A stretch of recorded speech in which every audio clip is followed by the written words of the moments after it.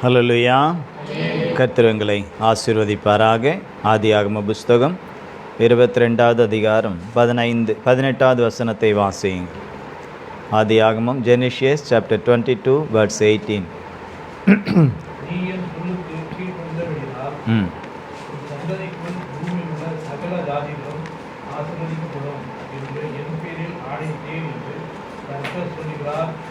ஆமென். கர்த்தருடைய பரிசுத்த நாமத்திற்கு மகிமை உண்டாவதாக. என் சொல்லுக்கு கீழ்ப்படிந்தபடியினால் உன் சந்ததிக்குள் பூமியிலுள்ள சகல ஜாதிகளும் ஆசீர்வதிக்கப்படும் என்று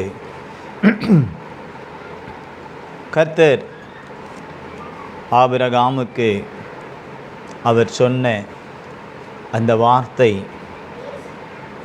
அதை ஆபிரகாமினுடைய வாழ்க்கையிலும் அவனுடைய சந்ததியினுடைய வாழ்க்கையிலும், அதோடு மாத்திரமல்ல பூமியில் உள்ள எல்லா ஜாதிகளுக்குள்ளும் கூட கர்த்தர் சொன்ன அந்த ஆசீர்வாதம் இன்றளவும் அது காணப்படுகிறது. இனிமேலும் அது காணப்படும். ஒரு மனுஷனுடைய கீழ்ப்படிதலினாலே ஒரு மனுஷன் கர்த்தருடைய வார்த்தைக்கும் அவருடைய சொல்லுக்கும் அவருடைய கட்டளைகளுக்கும் பிரமாணங்களுக்கும் கீழ்ப்படிந்ததினாலே அந்த ஆசீர்வாதம் இன்றளவும் தொடர்ந்து கொண்டிருக்கிறது. இன்னும் அது பின்வரக்கூடிய சந்ததிகளையும் அது தொடரும். அப்படி என்றால் அந்த ஒரு மனுஷனுடைய கீழ்ப்படிதல் எவ்வளவு மேன்மையானது என்பதை நாம் அறிந்து கொள்வது முக்கியமல்ல, நம்முடைய வாழ்க்கையிலும் அதை செயல்படுத்த வேண்டும். ஏதோ வந்தோம் கேட்டோம் போனோன்னு மாத்திரம் இல்லாமல் கர்த்தர் நமக்கு சொல்லி கொடுக்கிற, தம்முடைய ஆவியானவர் மூலமாக நமக்கு சொல்லி கொடுக்கிற ஒவ்வொரு காரியத்தையும் நாம் கேட்டு அதை நம்முடைய வாழ்க்கையிலே அபியாசப்படுத்த வேண்டும். செயல்முறையிலே, நடைமுறையிலே அதை நாம் கை கொள்ள வேண்டும். அப்படி இருந்தால்தான் நமக்கும் ஆசீர்வாதம், நமக்கு பின்வரக்கூடிய சந்ததிகளுக்கும் அது ஆசீர்வாதமாக இருக்கும். ஆபிரகாம் வாழ்ந்த நாளிலே நாம் இல்லை. எத்தனையோ யுகங்கள் கடந்து போய்விட்டது. ஆனால் அந்த மனுஷன் மூலமாய், அந்த தேவ மனுஷன் மூலமாய், அந்த கீழ்ப்படிதலுள்ள தேவ மனுஷன் மூலமாய் நமக்கு கிடைத்ததான் ஆசீர்வாதம். நமக்கு மாத்திரமல்ல, இன்னும் பின்வரக்கூடிய சந்ததிகளுக்கும் கூட அது இன்றளவும் அது நிறைவாய் காணப்படுகிறது. அப்படி என்றால் நாமும் கூட தேவனுடைய சொல்லுக்கும் செயலுக்கும் அவருடைய கிரியைகளுக்கும் எந்த விதமான ஒரு மறுப்பும் இல்லாமல் நாம் கீழ்ப்படிவோம் என்று சொன்னால், அந்த கீழ்ப்படிதல் நமக்கும் ஆசீர்வாதத்தை கொண்டு வரும், நம்முடைய அடுத்த ஜெனரேஷனுக்கும் ஆசீர்வாதத்தை கொண்டு வரும். அதற்கு அடுத்த என்று சொல்லி நம் மூலமாக அந்த ஆசீர்வாதம் இந்த பூமியில் உள்ளது மட்டும் அல்ல, பரலோகத்திலும் கூட இந்த ஆசீர்வாதம் நம்மை தொடரும் என்றுதான் நாம் பார்க்க முடிகிறது. ஆகவே அந்த ஆபிரகாமுக்கு சொல்லப்பட்ட அந்த வார்த்தையை மேற்கோள் காட்டி தான் நம்முடைய வேத பாடத்தை ஆவியானவர் நமக்கு நடத்தி கொண்டிருக்கிறார். கீழ்ப்படிந்தால் எப்படிப்பட்ட ஆசீர்வாதம். போன வாரம் யாரை குறித்து பார்த்தோம்? மெயினாக யாரை குறித்து பார்த்தோம்? ரூத். ஆமென். ஹல்லேலூயா. ரூத் மாதிரி கொஞ்சமாவது வாழ்க்கையில் எதையாவது நடைமுறைப்படுத்தினீங்களா? புரியலையா நான் கேட்குறது? எதையாகிலும் அவங்கக்கிட்ட இருந்ததான அந்த நற்குணன், அந்த நற்செயல், அவருடைய கிரியைகள் ஏதாகிலும் நம்முடைய வாழ்க்கையிலே நான் அதை அப்படியே ஃபாலோ பண்ணுறேன் அப்படின்னு சொல்ல முடியுமா? அதை நம்முடைய வாழ்க்கையில் நடைமுறைப்படுத்த வேண்டும். நடைமுறைப்படுத்தினால்தான் நமக்கு ஆசீர்வாதம். இன்றைக்கும் கூட ஒரு வாலிபனை குறித்து அவனுடைய கீழ்ப்படிதல் எவ்விதமாய் இருந்தது என்பதை குறித்து நாம் வாசிக்கலாம். தானியேலின் புஸ்தகம்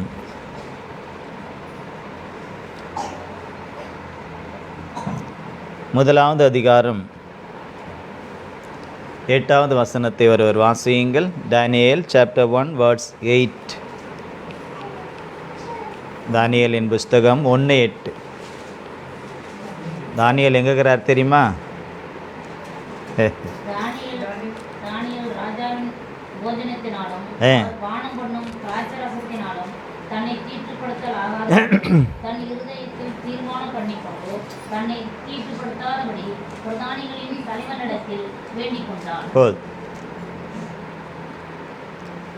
இந்த வசனத்தில் தானியேல் கீழ்ப்படிந்தான், தானியேலுடைய கீழ்ப்படிதல் என்று எதுவும் எழுதப்படவில்லை. ஆனால் அதை நாம் ஆராய்ந்து பார்த்தால் தானியேலுடைய கீழ்ப்படிதல் எவ்வளவு பெரிதென்று விளங்கும். அதன் மூலமாய் அவர் பெற்றுக்கொண்ட ஆசீர்வாதமும் நாம் பெற்றுக்கொண்ட ஆசீர்வாதமும் இனிமேலும் இருக்கக்கூடியவர்கள் பெற்றுக்கொள்ளக்கூடியதான ஆசீர்வாதமும் இன்னதென்பதை நாம் அறிந்து கொள்ள முடியும். இந்த தானியேல் பிறப்பிலே யூத குலத்தை, அதாவது யூதாவின் வம்ச வழியிலே, அதுவும் குறிப்பாக தாவீதுனுடைய வம்ச வழியிலே ராஜ குலத்திலே தோன்றின ஒரு வாலிபன், பிறந்த ஒரு வாலிபன்.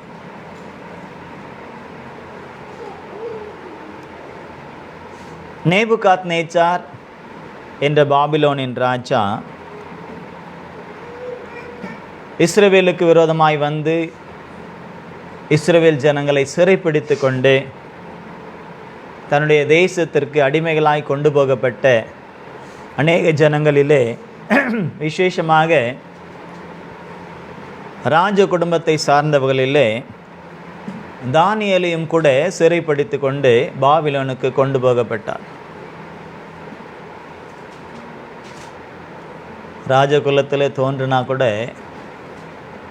சாதாரண மனுஷனுக்கு வரக்கூடிய ஆபத்தை விட ராஜ குலத்தில் தோன்றவங்களுக்கு வரக்கூடிய ஆபத்து பெரிதாக இருக்கும்.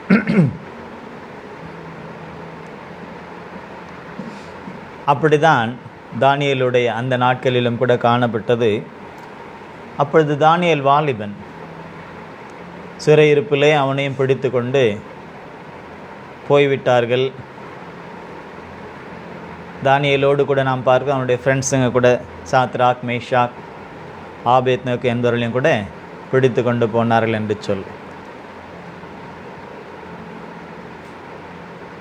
ஆனால் தானியேலுடைய விசேஷத்தை குறித்து நாம் பார்க்கும் பொழுது, தானியேலுக்கு எப்படி எஸ்தருக்கென்று ரூத்துக்கென்று வேதத்திலே ஒரு ஸ்பெஷலாக ஒரு புத்தகம் இருக்கோ, அதே போல் தானியேலை குறித்தும் அதில் 12 அதிகாரம் தான் இருக்கிறது. ஆனாலும் இனி நடக்கக்கூடிய சம்பவங்களையும் கூட, இனிமேல் உலகத்திலே நடக்கக்கூடிய சம்பவங்களையும் கூட நமக்கு முன்னறிவிக்கிற ஒரு புத்தகமாக, சின்ன புத்தகம்தான், 12 அதிகாரம் தான் இருக்கிறது. ஆனால் இனிமேல் இந்த உலகத்திலே சம்பவித்து அதற்கு பிற்பாடு பரலோகத்திலே காணப்படக்கூடியதான காரியங்களும் கூட இந்த தானியேலின் புஸ்தகத்திலே எழுதப்பட்டிருக்கிறது. அப்படி என்றால் எல்லா தீர்க்க தரிசன புஸ்தகங்களை காட்டிலும் தானியேலின் புஸ்தகம் சிறிதாக இருந்தாலும் அதற்கு கொஞ்சம் விசேஷம் அதிகம். ஏனென்றால்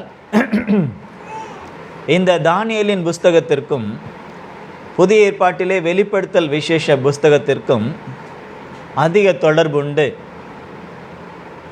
இயேசுவனுடைய அன்பான சீஷனுக்கு எவ்விதமாக இயேசு கிறிஸ்து தம்முடைய தூதனை அனுப்பி இனிமேல் நடக்கக்கூடிய சம்பவங்கள் எல்லாம் வெளிப்படுத்தி கொடுத்தாரோ, அதே போல தானியேலுக்கும் கூட இனிமேல் நடக்கக்கூடிய சம்பவங்களை வெளிப்படுத்தி கொடுக்கப்பட்ட ஒரு புத்தகமாய், ஒரு தீர்க்க தரிசன புஸ்தகமாய் தானியேலின் புஸ்தகம் காணப்படுகிறது. எவ்விதமாய் யோவான் இயேசுவுக்கு அன்பான சிஷ்யனோ, அன்பான சிஷ்யன் என்று பெயர் எடுத்தாரோ, அதே போல தானியேலையும் கூட நாம் பார்க்கும் பொழுது தானியேலை குறித்தும் கூட சொல்லப்படுகிறது, நீ எனக்கு பிரியமானவன் என்று சொல்லி. 9வது அதிகாரம் 23வது வசனத்தை வாசித்து பாருங்கள். தானியேல் 9:23 வாசிங்க சீக்கிரம். தானியேல் 9:23.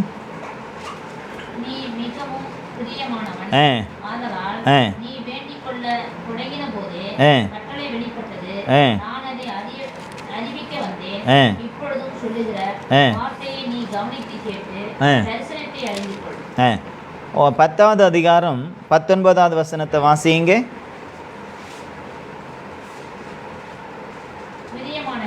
பிரியமான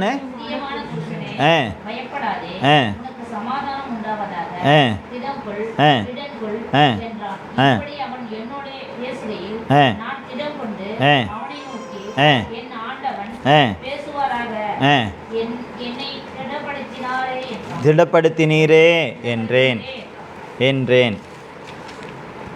இந்த 2 வசனத்தில் பார்க்கும் பொழுது மனுஷன் சொல்லலை தானியேல் ரொம்ப பிரியமானவன்னு சொல்லிட்டு, தேவதூதன், பரலோகத்திலிருந்து அனுப்பப்பட்ட தேவதூதன் வந்து சொல்கிறான், நீ எப்படிப்பட்டவன் தெரியுமா? தேவனுக்கு பிரியமானவன். அதுவும் சாதாரண பிரியமானவன் அல்ல, மிகவும் பிரியமானவன். நல்லா கவனிங்கணும். இந்த தானியேலின் புஸ்தகத்திற்கும் வெளிப்படுத்தல் விசேஷத்திற்கும் தொடர்பு இருக்கிறது. இந்த தானியேலின் புஸ்தகத்தை பெற்றுக்கொண்ட வெளிப்பாட்டுக்கும் யோவான் பெற்றுக்கொண்ட வெளிப்பாட்டுக்கும் தொடர்பு இருக்கிறது. ஆனால் அந்த 2 தொடர்புடையவர்களும் எப்படிப்பட்டவங்கன்னு பார்த்தா தேவனுக்கு பிரியமானவர்கள். எப்படிப்பட்டவங்க?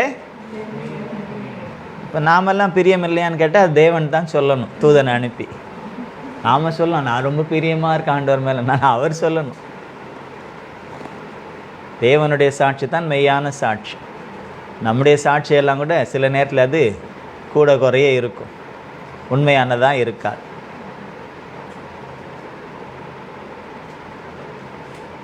இவங்க 2 பேரையும் நாம் பார்க்கும். இந்த அன்பானவங்களுக்கு தான் வெளிப்பாடே கிடைக்கிறது.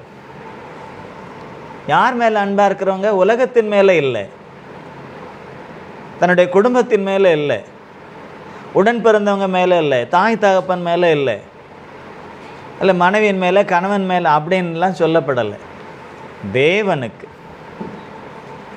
யோவானை குறித்து சொல்லும்போது அவன் இயேசுவுக்கு பிரியமான சீஷன். 12 சீஷர்கள் இருந்தாலும் அதில் இவன் இயேசுவுக்கு பிரியமான சீஷன். எப்படி எல்லாரும் தெரிஞ்சுக்கிட்டாங்கன்னா, இயேசுவின் மார்பிலேயே அவன் சாய்ந்து கொண்டிருந்தான். இயேசுவும் அதை ஏற்றுக்கொண்டார், அவனுடைய அன்பை. அதனால தான் மற்ற சீஷர்கள் எல்லாம் இரத்த சாட்சியாய் மரித்தார்கள், யோவான் மாத்திரம் இரத்த சாட்சியாய் மரிக்கலை. பேதுரு கூட கேட்டார் உயிர் தெழுந்த இயேசுவினிடத்தில். பேதுருக்கு ஊழியத்தை கொடுக்கும் பொழுது, அன்பான சீஷனாச்சு, இவனுடைய காரியம் என்னன்னு கேட்கும் பொழுது இயேசு ஒரே ஒரு வார்த்தை தான், உனக்கு என்னப்பா, அவன் நான் வர வரலாம் அவன் இருக்கணும்னு எனக்கு சித்தன்னா, உனக்கு என்ன, உன் வேலையை மாத்திரம் பாருன்னு சொல்லிட்டார். ஏன்னா நிறைய பேர் அன்னைக்கு மாத்திரம் இன்றைக்கும் தான் தன்னுடைய காரியத்தை விட்டுருவாங்க, தனக்கும் தேவனுக்கு இருக்க உறவுகளை விட்டுருவாங்க. அடுத்தவங்க எப்படி இருக்காங்க, அடுத்தவங்களுடைய காரியம் என்ன, இதை கவனிக்கிறதுல தான் என்ன செய்வாங்க, ரொம்ப ஆர்வம் காட்டுவாங்க. ஆனால் கர்த்தர் என்ன சொல்லிட்டார் அன்றைக்கி பேதுருக்கிட்ட, மைண்ட் யுவர் ஓன் பிஸ்னஸ், உன் வேலையை பார், அடுத்தவங்க விஷயத்தில் என்ன செய்யாத, தலையிடாத. உன் வேலை என்ன அதை பார், உன் வேலையை கண்ணுங்க அறுத்தமாக செய், உனக்கு கொடுக்கப்பட்டதை கண்ணுங்க அறுத்தமாக செய். அப்போ எல்லாரும் நினச்சாங்க, நான் வருமளவுன்னு சொல்கிறாரு, ஒருவேளை யோவான் மறிக்கவே மாட்டாரோ அப்படின்லாம் நினச்சாங்க. ஆனால் அதை பேஸ் பண்ணி கர்த்தர் சொல்லலை. யோவானுக்கு உயிர் தெழுந்த இயேசு பரலோகத்துக்கு போயிட்டு மறுபடியும் வந்து சில விஷயங்களை யோவானுக்கு வெளிப்படுத்துறது தான் ஏற்கனவே அவர் அதை தீர்மானித்திருந்ததுனால தான் அந்த வார்த்தையை அங்கே சொல்கிறாரு. அது பத்ம தீவில் யோவான் தனித்து விடப்பட்டக்கூடிய அந்த சூழ்நிலையில் வந்து இயேசு என்ன செய்கிறார், தம்முடைய தூதனை அனுப்பி விசேஷங்களை வெளிப்படுத்தின காரியம். இனிமேல் நடக்கக்கூடியதான சம்பவங்கள் சபையில், உலகத்தில், கர்த்தருடைய பிள்ளைகளுக்குள்ள, ஒவ்வொரு சபைகளுக்குள்ள, ஒவ்வொரு ஊழியர்களுக்குள்ள, ஒவ்வொரு விசுவாசிகளுக்குள்ள, இந்த பூமியில் உள்ள ஒவ்வொரு ராஜ்யங்களுக்குள்ள, ஒவ்வொரு ராஜாக்களுக்குள்ள, அதற்கப்புறம் கடைசியிலே நியாய தீர்ப்பிலே, பரலோகத்திலே, நித்தியத்திலே என்னெல்லாம் நடக்கும் என்பதை வெளிப்படுத்தி கொடுத்தார். அதே போல பழைய ஏற்பாட்டிலே நாம் பார்க்கிறோம், ஏசாயா தீர்க்கதரிசி, எரேமியா தீர்க்கதரிசி, எசேக்கியேல் தீர்க்கதரிசி, அப்புறம் வேறு யாரெல்லாம் தீர்க்கதரிசி பழைய ஏற்பாட்டில் தெரியாதா? பேந்த முழிக்கிறீங்களே. யோனா ஒரு தீர்க்கதரிசி, எலியா ஒரு தீர்க்கதரிசி, எலிசா ஒரு தீர்க்கதரிசி, அப்புறம் சாமுவேல் ஒரு தீர்க்கதரிசி, வேற ஆமோஸ் ஒரு தீர்க்கதரிசி, யோவேல் ஒரு தீர்க்கதரிசி, அப்புறம் வேற யாரு? ஆகாய் ஒரு தீர்க்கதரிசி, செப்பனியா ஒரு தீர்க்கதரிசி, மல்கியா ஒரு தீர்க்கதரிசி. பார்க்குறாங்க எல்லாம் பாஸ்டர் முதல்ல இருக்கிற அந்த அட்டவணையில் இருக்கிறத சொல்கிறாரு. நாம் இப்போவாது கொஞ்சம் திருப்பி அட்டவணையில் என்ன இருக்குன்னு பார்க்கலாம் அப்படின்னு. இப்போ பார்க்கறதில்ல, தினந்தோறும் பார்க்கணும். அவங்களெல்லாம் டெய்லி சந்திக்கணும், அவங்களோடெல்லாம் டெய்லி பேசணும். எப்படி பேசுறது? ஆவியில், பரிசுத்த ஆவியில் நிறைஞ்சு பேசணும். தேவனோடு நாம் இடைப்படும் பொழுது கர்த்தர் இவர்களெல்லாம் நமக்கு வெளிப்படுத்தி கொடுப்பார். எப்படி வெளிப்படுத்தி கொடுப்பார்? யோனாவை நம்ம பார்த்ததில்லை, எரேமியாவை பார்த்ததில்லை, எசேக்கியேலை பார்த்ததில்லை, மோசையை பார்த்ததில்லை, எலியாவை பார்த்ததில்லை. பார்த்துருக்கோமா? நமக்கு தெரியும். அதே போல் சீஷர்களும் கூட, இயேசுவோடு இருந்த சீஷர்களும் கூட மோசையை பார்த்ததில்லை, எலியாவெல்லாம் பார்த்ததில்லை. ஆனால் மறுரூப மலையில் மத்தேயு எழுதின சுவிசேஷம் 17வது அதிகாரத்தில் அந்த மறுரூப மலையில் ஏசு கிறிஸ்து மறுரூபமாகிறார். ஏசு கிறிஸ்து மறுரூபமானதுனால்தான் அந்த மலைக்கு பேர் மறுரூப மலை. அதுக்கு முன்னால் அதுக்கு அந்த பேர் இல்லை, சாதாரண ஒரு மலை தான், சாதாரண ஒரு மலை. ஏசு மறுரூபமானதுனால அதுக்கு பேர் மறுரூப மலைன்னு ஆகிப்போச்சு. ஏசு மறுரூபமான பொழுது கவனிங்க, ஏசுவோடு மோசே பேசினார், எலியா பேசினார். அப்போ அங்கே பேதுரு இருந்தார், யோவான் இருந்தார், யாக்கோபு இருந்தார், ஏசுவோடு கூட. அவங்களுக்கு மோசே அதுக்கு முன்னால் பார்த்ததில்லை. நாமளாவது இப்போ என்ன செய்கிறோம்? யூடியூப்பில் பார்க்குற மோசே எப்படி இருந்திருப்பார், இன்ஸ்டாகிராமில் பார்க்குற மோசே எப்படி இருந்திருப்பார், வரைஞ்செல்லாம் கட்டுறாங்க. அன்றைக்கி அப்படியெல்லாம் இல்லை. மோசையை குறித்து கார்ட்டூன் வருது, இல்லை படமே வருது, யாரையாவது நடிக்க வச்சு இப்படி தான் இருந்திருப்பார் மோசேன்னு கட்டுறாங்க. அன்றைக்கி அப்படியெல்லாம் இல்லை, அன்றைக்கி அப்படியெல்லாம் இல்லை. ஆனால் கவனிங்க, இயேசு மறுரூபமான பொழுது அங்கே மோசே காணப்படுகிறார், எலியா காணப்படுகிறார். பேதுருவுக்கு மோசே, பேதுரு, யோவான், யாக்கோபுக்கு மோசே யார், எலியா யாருன்னு தெரியாது. ஆனால் கரெக்டாக அந்த இடத்துல ஒரு மறுரூபம் ஆன பொழுது, ஆவியானவர் அங்கே கிரியை செய்த பொழுது, பேதுரு சொல்கிறார் இயேசுவை பார்த்து, இயேசு உமக்கு ஒரு கூடாரமும், மோசேக்கு ஒரு கூடாரமும், எலியாவுக்கு ஒரு கூடாரமும் போடுறேன் அப்படிங்கிறார். யார் சொல்லி கொடுத்தா மோசே அங்கே இருக்கிறாரு, எலியா அங்கே இருக்காருன்னு? எப்படி தெரிஞ்சது பேதுருவுக்கு? பரிசுத்த ஆவியிலே நாம் நிறைந்து அந்த இயேசுவினுடைய கிரியைகளோடு நாம் சேர்ந்து கொள்ளும் பொழுது ஆட்டோமேட்டிக்காக அவங்க யாருன்றதை நம்ம தெரிஞ்சுக்க முடியும். அப்போ வேதத்தை வாசிக்கும் பொழுது யோனாவோடு நம்ம பேசலாம், எலியாவோடு பேசலாம், அவங்கெல்லாம் யாருன்னு தெரிஞ்சுக்கலாம்னா எப்படி தெரிஞ்சுக்கலான்னு தெரியுமா? ஆவியிலே நிறைந்து, அபிஷேகத்திலே நிறைந்து, அதை நாம் வாசித்து அதில் உள்ளதான காரியங்களை நாம் அறிந்து கொள்ள வேண்டும். அப்போ அதிலிருந்து கிடைக்கக்கூடிய அந்த வெளிப்பாட்டின் மூலமாக அவர்கள் யார், அவர்கள் எப்படிப்பட்டவர்கள். இப்போ நான் உங்களுக்கு இந்த இடத்துல நின்று போதிக்கிறேன் என்று சொன்னால் எனக்கு ஒரு அறிவும் கிடையாது, எனக்கு ஒரு ஞானமும் கிடையாது. ஆனால் நான் ஆவியானவரோடு கூட இணைந்து வேதத்தில் உள்ளதான காரியங்களை அவரிடத்தில் கேட்கும் பொழுது அவர் தான் சொல்லிக் கொடுக்கிறார். இன்றைக்கு யாரை குறித்தப்பா எங்களுக்கு வெளிப்படுத்தி கொடுக்குறீங்க, யாருடைய கீழ்ப்படிந்தா? தானியல். நான் சொன்ன தானியல் கீழ்ப்படிந்தார்னு எங்கேயுமே எழுதலையே தானியேல். அப்போ கர்த்தர் சொன்னார் அவருடைய கீழ்ப்படிதல் மறைந்திருக்கிறது. எப்படி மறைந்திருக்கிறது என்பதைத்தான் அந்த 1:8 நாம் வாசிக்கின்றோம். அந்த 1:8 நாம் வாசிக்கிறோம். அதில் என்ன நாம் பார்த்தோம்? தானியேல் ராஜாவின் போஜனத்தினாலும் அவர் பானம் பண்ணும் திராட்சை ரசத்தினாலும் தன்னை தீட்டுப்படுத்தலாகாதென்று தன் இருதயத்தில் தீர்மானம் பண்ணிக்கொண்டு தன்னை தீட்டுப்படுத்தாதபடிக்கு பிரதானிகளின் தலைவனிடத்தில் வேண்டிக் கொண்டான். அல்லேலூயா. வாலிபன், நம்ம ராஜன் மாதிரி வாலிபன் தானே இல்லையா? நான் தாத்தாவா? இல்லையா?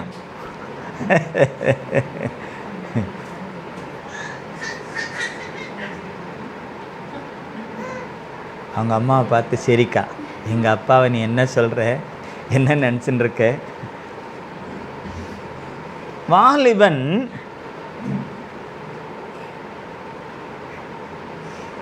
அவனுக்குள்ளே ஒரு தீர்மானம் எடுக்கின்றான்.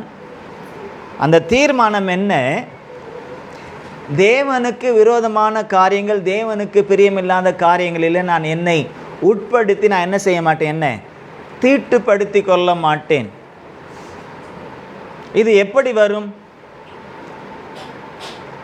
அப்போ இந்த இடத்துல ஏற்கனவே தானியேல் தேவனுடைய காரியங்களை அறிந்து அந்த தேவனுடைய காரியங்களுக்கு என்ன செய்திருக்கிறார்? தன்னை ஒப்பு கொடுத்து கீழ்ப்படிந்திருக்கிறார். கவனிங்க, கீழ்ப்படிந்திருக்கிறார். எதற்கு கீழ்ப்படிந்தார்? அவருடைய பிரமாணங்கள். யாருடைய பிரமாணங்கள்? தேவனுடைய பிரமாணங்கள், கட்டளைகள், அவருடைய போதனைகள், அவர் சொல்லிக் கொடுக்கிறதான ஒவ்வொரு காரியத்திற்கும் தானியேல் முழுமையாக கீழ்ப்படிந்திருந்ததினால்தான் அந்நிய தேசத்திலே அந்நிய கிரியைகள் இருக்கக்கூடிய, விக்கிரக கிரியைகள் இருக்கக்கூடிய அந்த பாபிலோன் தேசத்திலே அடிமையாய் கொண்டு போகப்பட்டாலும் அங்கே கொண்டு போகப்பட்ட பொழுது பேரை கூட மாற்றிட்டாங்க. தானியேல் பேரை மாற்றிட்டாங்க. தானியேலுடைய வேறு பேர் என்ன தெரியுமா? படிச்சிருக்கீங்களா? தானியேல் புஸ்தகத்தை படிச்சிருக்கீங்களா? தானியேல் பேர் என்ன? 7வது வசனத்தை வாசிங்க.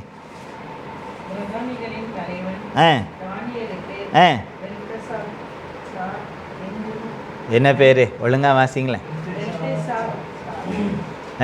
பெல்ஷத்சாரா?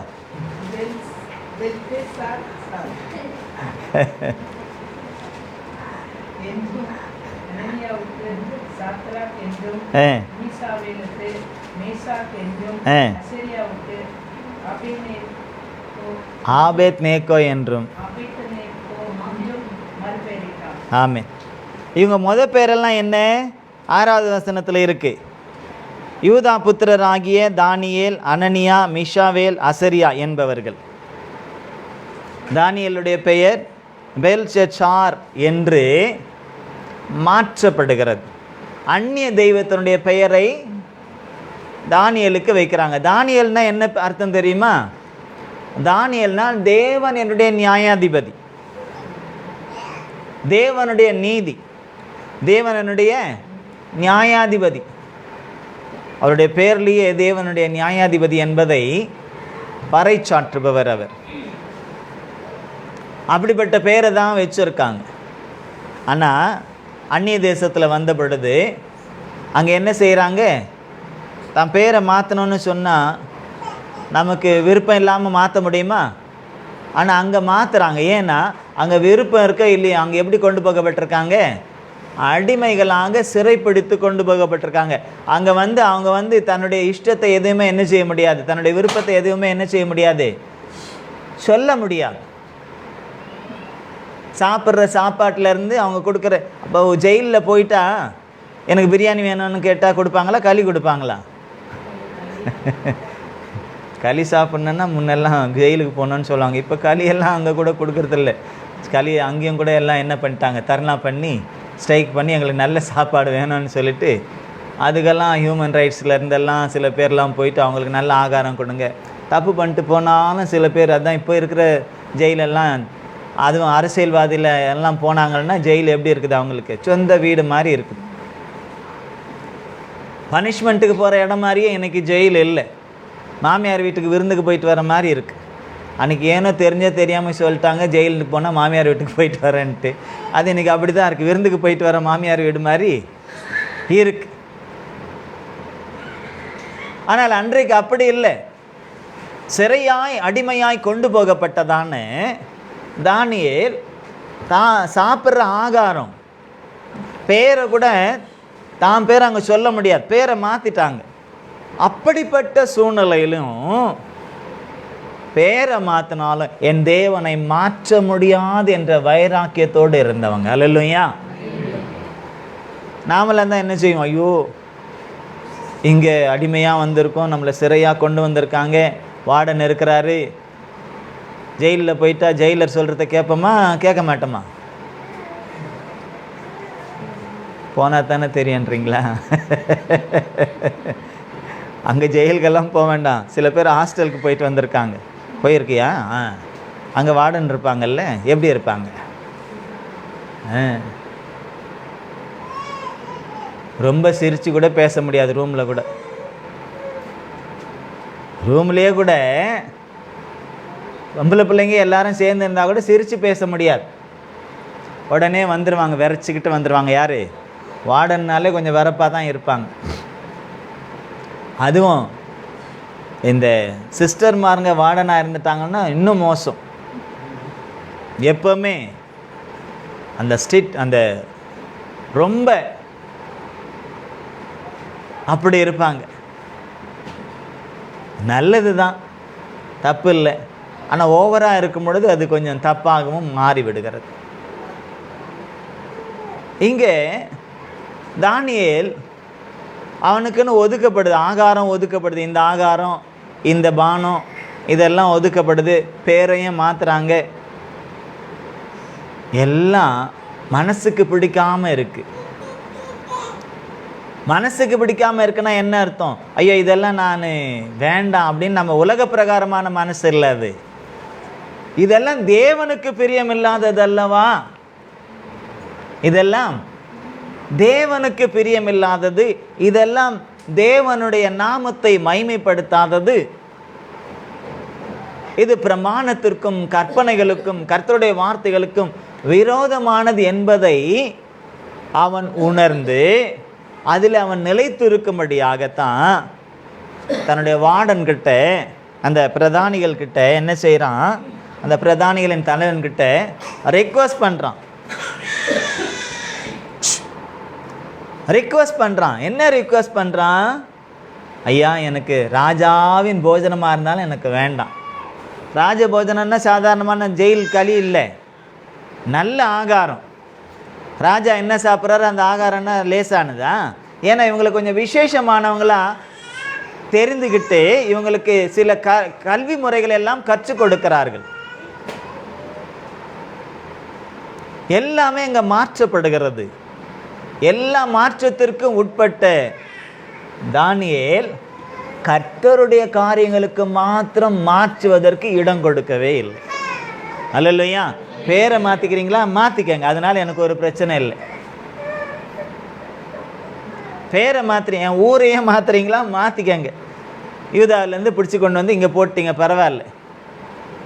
சரி, எனக்கு நான் படித்த எபிரேயும் நான் படித்ததான மற்ற காரியங்கள் எல்லாம் இல்லாமல் இந்த கல்தையை எழுத்து எனக்கு சொல்லி கொடுக்குறீங்களா? நம்ம ஊரில் எப்படி இங்கே சொல்கிறாங்களே, ஹிந்தி படிங்க, ஹிந்தி படிங்க, ஹிந்தி படிங்கன்னு. தமிழ் கூட உங்களுக்கு தேவையில்லை, இந்தியை படிங்க, ஹிந்தி படித்தா பானிபூரி கடை வைக்கலாம்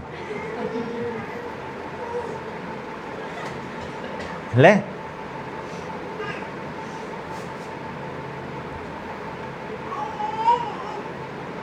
அந்த மாதிரி அங்கே கல்தையை எடுத்த படிக்க வைக்கிறாங்க. அதுக்கு கூட சம்மதிக்கிறார்கள்.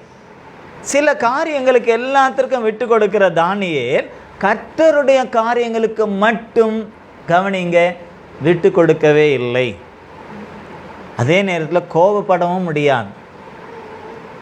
ஏன்னா அங்கே அடிமையாக கொண்டு போகப்பட்டிருக்கோம், சிறை கைதிகளாக கொண்டு போகப்பட்டிருக்கோம். ஆகவே அங்கே கோபப்பட்டால் வேலைக்கு ஆகாது அப்படின்ட்டு ஒரு ரிக்வெஸ்ட் தான் பண்ணுறார், வேண்டி கொள்ளுகிறான். ஐயா எனக்கு வேண்டாம். அதுவும் என்ன காரணம்லாம் சொல்லலை, தனக்குள்ளே தீர்மானம் பண்ணிக்கிட்டான், இது தேவனுக்கு பிரியமில்லாதது. ஆமென், அல்லேலூயா. அங்கே யாராவது உபதேசிங்க இருந்தாங்களா, போதிக்கிறவங்க இருந்தாங்களா, எப்பா இதெல்லாம் தேவனுக்கு பிரியமில்லாதுப்பா, இதெல்லாம் நீ சாப்பிடக்கூடாதுப்பா அப்படின்னு சொல்கிறதுக்கு யாராவது இருந்தாங்களா? யாரும் இல்லை. நமக்கு இருந்தால் கூட நம்ம செய்கிறதில்லை. அப்பப்போ ஆவியானவர் உணர்த்திக்கிட்டு ஊழியக்காரன் மூலமாக பேசிக்கிட்டே இருந்தால் கூட நம்ம காற்றுல விட்டுட்டு ஏதாவது செஞ்சுட்டு வந்துடுறோம். எது தேவனுக்கு பிரியமில்லாத காரியமோ அது. அவன் அந்த அந்நிய தேசத்திலே விக்கிரக கிரியைகளுக்கு படைக்கப்பட்டதை ராஜா புசிப்பார், அதை ராஜா அனுப்புகிறார் இவங்களுக்கும். அதுவே விக்கிரகங்களுக்கு படைக்கப்பட்டது விக்கிரக கிரியைகள் தேவனுக்கு பிரியமில்லாத ஒன்று, தேவன் அருவருக்கக்கூடிய ஒன்று. ஆகவே அந்த கிரியைகளுக்கு முன்பதாக படைக்கப்பட்டது, அது என்ன பேர் சொல்லி கொடுக்கப்பட்டாலும், அந்த ராஜபோஜனன்னு சொல்லி கொடுக்கப்பட்டாலும் சரி, இல்லை வேறு விதமான பேரை சொல்லி கொடுக்கப்பட்டாலும் அது எனக்கு வேண்டாம். அப்போ அந்த இடத்துல கொஞ்சம் ஞானமாய் நடந்து கொள்கிறார் தானியேல். அவர் சொல்கிறார், இது எனக்கு வேண்டாம். தீர்மானம் இருதயத்தில் இருக்குது, வெளியே சொல்லலை. தீர்மானம் எங்கே இருக்குது? இதெல்லாம் நமக்கு தேவனுக்கு பிரியமில்லாது, ஆகவே இதை புசிக்கக்கூடாது. அந்த தீர்மானம் எங்கே இருக்குது? இருதயத்தில் இருக்குது. ஆனால் அதை வெளியே சொன்னால் பிரச்சனை வரும். அப்போ எப்படி இதை மூவ் பண்ணுறது, எப்படி இதை நடைமுறைப்படுத்துறது? ஆகவே நைஸாக போயிட்டு அந்த பிரதானிகளின் தலைவன்கிட்ட வேண்டிக்கிறான். நாம் ஒரு தீர்மானம் கர்த்தருக்குள்ளே எடுத்தால் அந்த தீர்மானத்தை நிறைவேற்றத்திற்கு தேவன் நமக்கு உதவி செய்வார். அந்த 9வது வசனத்தை வாசிங்க.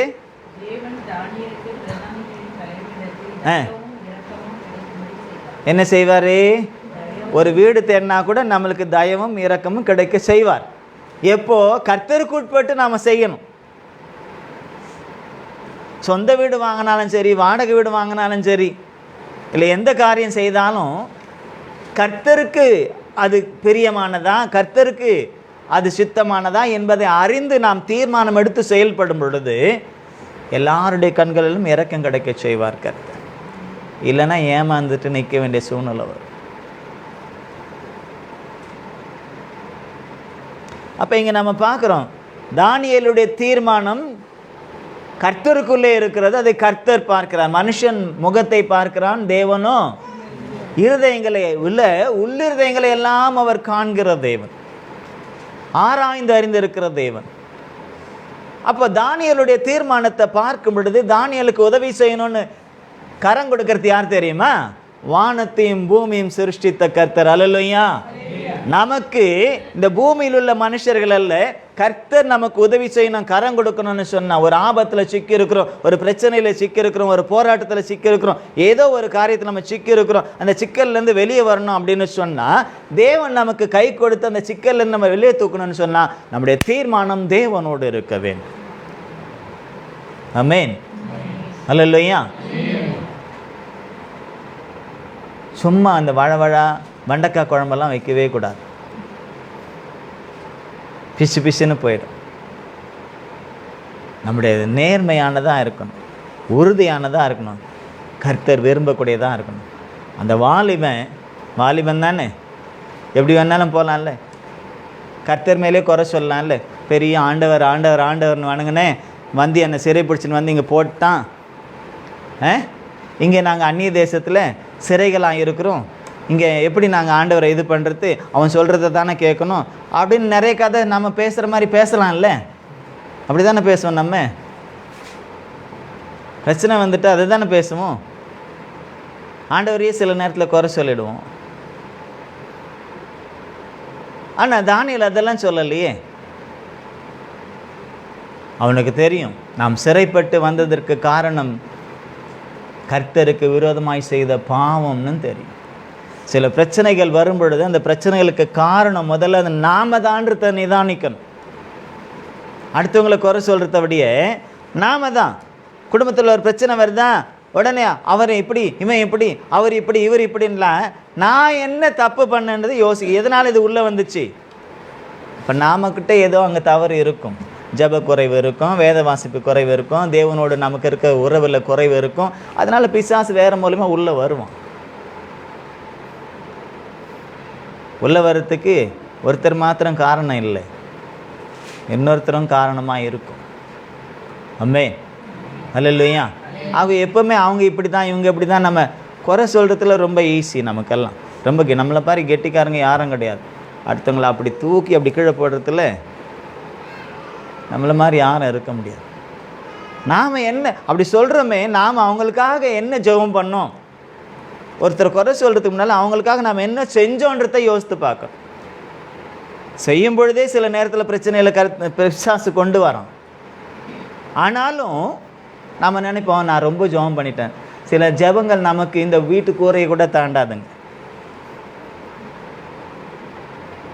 சில ஜெபங்க வீட்டு கூரையை கூட தாண்டாது. வீட்டு கூரையை தாண்டலைன்னா 3வது 4வது வானத்தில் இருக்கிற பிசாசை எல்லாம் தாண்டி தேவனிடத்தில் எப்படி போகும்?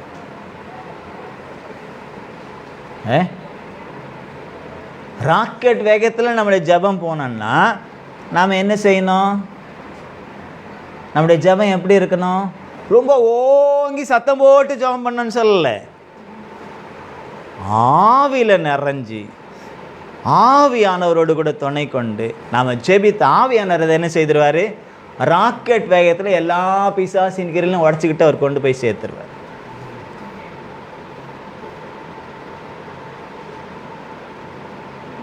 சில நேரத்தில் நம்ம என்ன வேண்டிக்கிறோன்னு நமக்கு தெரியாதுன்னு தான் சொல்லப்படுது. அதனால் நமக்கு என்ன அந்த சூழ்நிலைக்கு நாம் எப்படி வேண்டிக்கணுன்றது கூட நமக்கு சொல்லி கொடுக்குறவர் ஆவியானவர். வாக்குக்கடை அதுவும் எப்படி வேண்டுதல் செய்கிறாராம் பிரச்சனை நேரத்தில்? வாக்கு கடங்காத பெருமூச்சுக்குள்ள நம்ம பெருமூச்சோடு என்னைக்காவது வேண்டுதல் பண்ணியிருக்கோம். ஆனால் ஆவியில் நிறைஞ்சா பண்ணலாம், அவர் பண்ணுவார், நாம் இல்லை. அதனால தான் எப்பவுமே ஜெபிக்கும் பொழுது பரிசுத்த ஆவியில் நிறைஞ்சு அந்நிய பாஷை பேசணும்னு இல்லை, ஆவியில் நிறையணும், நம்ம பாஷையிலே பேசணும். அந்நிய பாஷையில் பேசினாலும் தப்பு இல்லை. ஆனால் சில நேரத்தில் நமக்கு அது புரியுறது இல்லைல்ல, அதனால் நம்ம பாஷையிலே பேசலாம். தேவன் ஒன்றும் சொல்ல மாட்டார், ஆவியானவரும் ஒன்றும் சொல்ல மாட்டார். ஆனால் அவருடைய நிறைவை நாம் உணர்ந்து அது அப்படி அக்னியாக போகணும். ராக்கெட் போச்சுன்னா எப்படி போகும்? அக்னியாக தானே போகும். கீழே ஃபயர் இருக்குமா இருக்காதா? ஃபயர் இருக்கிறதுனால தானே அது பறந்து போகுது இல்லையா? அதுவும் சாதாரண ஃபயராக அது பக்கத்தில் போயிட்டு நிற்க முடியாது. அதனால தான் தூரத்துலேருந்து ஏற்கிறாங்க. அது எத்தனையோ கிலோமீட்டர் தூரத்துலேருந்து இவங்க வேறு இடத்துல ஏசி ரூமில் உக்காந்துக்கிட்டு அதை வேறு இடத்துல வச்சுட்டு ஏற்கிறாங்க.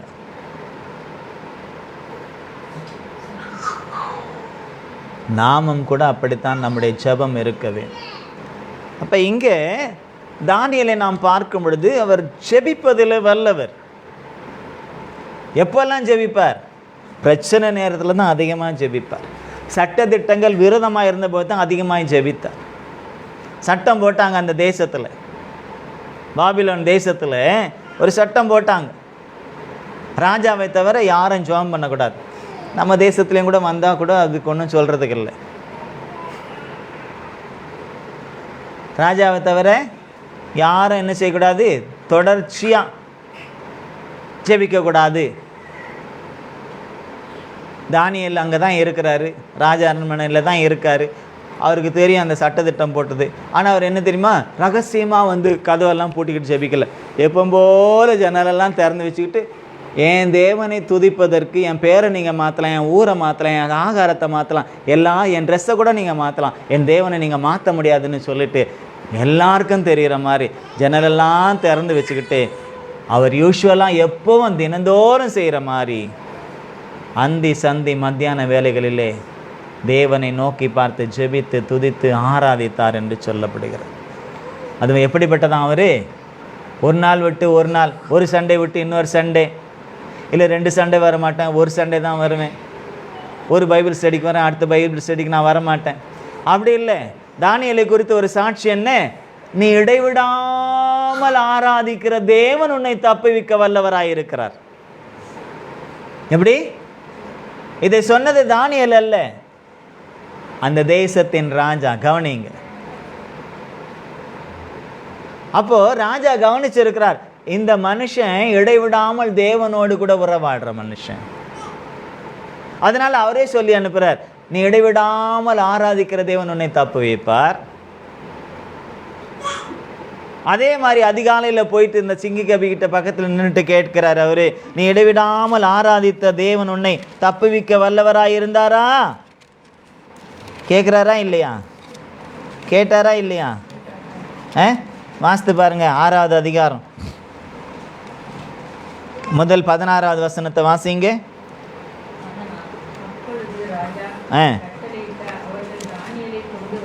கட்டளையிட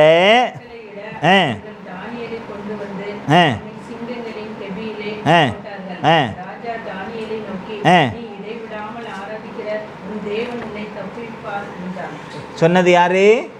ராஜா. அடுத்து வாசிங்க, 20வது வசனத்தை வாசிங்க. தூர சத்தமாவா?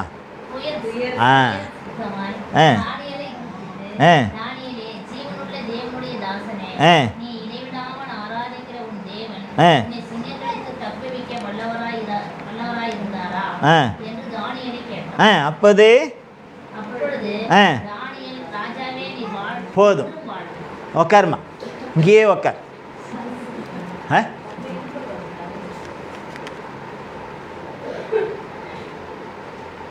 ராஜா சிங்க கவியில் போடுறாங்க. ராஜாவே சட்டம் போட்ட ராஜாவே சட்டத்தை மாற்ற முடியாது.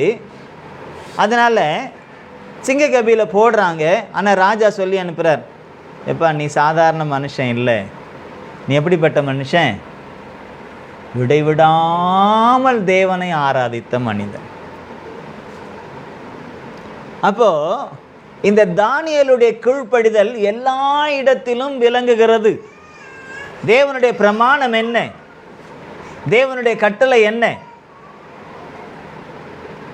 இஸ்ரவேல் ஜனங்கள் எகிப்தில் அடிமைப்பட்டிருந்த பொழுது என்ன சொல்லி அவங்கள வெளியே கூப்பிட்டு வராரு?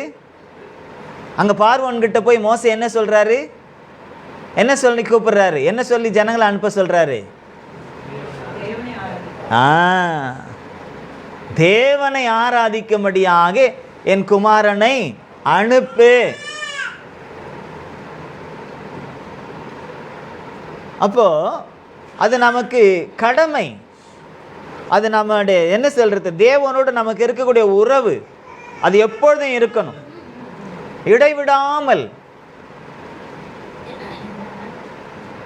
தினந்தோறும் இருக்கணும். தினந்தோறும் ஆராதிக்கணும், தினந்தோறும் ஜெபிக்கணும், தினந்தோறும் பாடணும். ஏதோ சண்டே வந்தால் மாத்திரம்தான் ஆராதனையில் பாடணும்னு இல்லை, வீட்லையும் பாடணும், பாடி அவரை ஆராதிக்கணும்.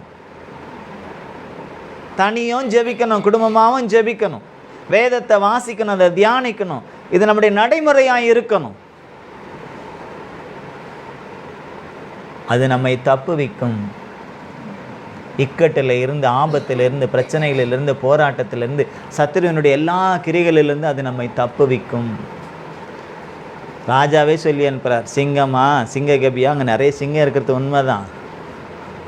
ஆனால் அதை விட, அந்த சிங்கங்களை விட உன் தேவன் பெரியவர் இல்லையா? நீ இடைவிடாமல் ஆராதித்த தேவன் உன்னை தப்புவிப்பார்னு சொல்லி அனுப்புகிறாரு. இப்போ அடுத்த நாள் காலையில் அதிகாலையில் போயிடுறார். போயிட்டு கூப்பிடுறார். துயர சத்தமாய் தான். கொஞ்சம் ராஜாவுக்கு கலக்கம், ஒருவேளை தானியேல் இருக்கானோ இல்லையோ தெரியலையே, தேவன் தப்புவித்தாரா இல்லையா தெரியலையே அப்படின்னு துயர சத்தமாய் தானியேலை கூப்பிட்டு, தானியேலே, ஜீவனுள்ள தேவனுடைய தாசனே, நீ இடைவிடாமல் ஆராதிக்கிற உன் தேவன் உன்னை சிங்கங்களுக்கு தப்புவிக்க வல்லவராய் இருந்தாரா என்று தானியேலை கேட்டான். அல்லேலூயா. உடனே அங்கேருந்து என்ன குரல் வருது? குரல் வருமா வராதா? இருக்கிறானா இல்லையா? சிங்கம் எல்லாம் அடித்து சாப்பிட்ருந்தா என்ன ஆயிருக்கும்? எத்தனை சிங்கம் அத்தனை சிங்கத்து வயிற்றுல எல்லாம் தானியேல் போயிருக்கணும். கை ஒரு சிங்கத்தில், கால் ஒரு சிங்கத்தில், தலை ஒரு சிங்கத்தில், உடலில் இருக்கிற உடம்பு ஒவ்வொன்றும் நம்ம எப்படி பங்கு போட்டுக்கிறோம்? வெட்டின ஒன்னியே கோழியை தான் சொல்கிறேன், ஆடு மாடுகளை தான் சொல்கிறேன், மனுஷனை சொல்லலை. போட்டுக்கிறேன் இல்லையா? அந்த மாதிரி ஒவ்வொன்றா பீஸை சாப்பிட்ருக்கணும். ஆனால் இப்போ தானியேல் அங்கே முழுசாக இருக்கிறார். அதனால் அங்கே தானியேல் சொல்கிறார், தானியேல் சத்தம் வருது, ராஜாவே நீர் வாழ்க, சிங்கங்கள் என்னை சேதப்படுத்தாதபடிக்கு தேவன் தம்முடைய தூதனை அனுப்பி அவைகளின் வாயை கட்டி போட்டார். அது ஏனென்றால் அவருக்கு முன்பதாக நான் குற்றமற்றவனாய் காணப்பட்டேன், ராஜாவாகி உமக்கு முன்பாகும் நான் நீதிகேடு செய்ததில்லை என்றான். ஹல்லேலூயா, ஹல்லேலூயா, ஹல்லேலூயா. அப்போ ஒரு கொடூரமான ஒரு சிங்கம், ஒரு சிங்கம் இல்லை, நிறைய சிங்கம் இருக்கு அந்த கெபியில். ஒரு சிங்கத்துக்கிட்ட மாட்டினாலே பெரிய பிரச்சனை. 4-5 சிங்கத்துக்கிட்ட ஒரு மனுஷன் மாட்டினா என்ன ஆகும்? எல்லாம் ஆக்ரோஷம். அதுவும் அந்த இப்படி மனுஷனை தூக்கி போடுறாங்கன்னா அந்த சிங்கத்தை பட்டினி போட்டு தான் அதுக்கப்புறம் தூக்கி போடுவாங்க. அப்போ தான் உடனே அதை என்ன செய்யும், அடித்து ஆக்ரோஷமாக சாப்பிடும் அப்படின்ட்டு. கஷ்டமாக இருக்குல்ல நினைக்கும் போது.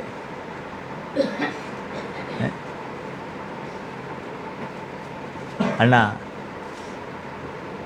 தேவனுக்கும் தேவனுடைய கற்பனைகளுக்கும் கட்டளைகளுக்கும் எந்த இடத்துல இருந்தாலும் அவருக்கு நான் கீழ்ப்படிந்து அவருடைய பிரமாணங்களுக்கும் கட்டளைகளுக்கும் அவருடைய எல்லாவற்றையும் அவருடைய வார்த்தைகளுக்கும் கீழ்ப்படிந்து தான் நடப்பேன். அதிலிருந்து என்னை யாரும் தடை செய்ய முடியாது, எந்த சட்டத்திட்டங்களும் என்னை தடை செய்ய முடியாது என்று சொல்லி எல்லாவற்றையும் மீறி தேவனுக்கு மாத்திரமே கீழ்ப்படிந்ததினாலே அவருடைய ஜீவனுக்கு சேதமில்லை.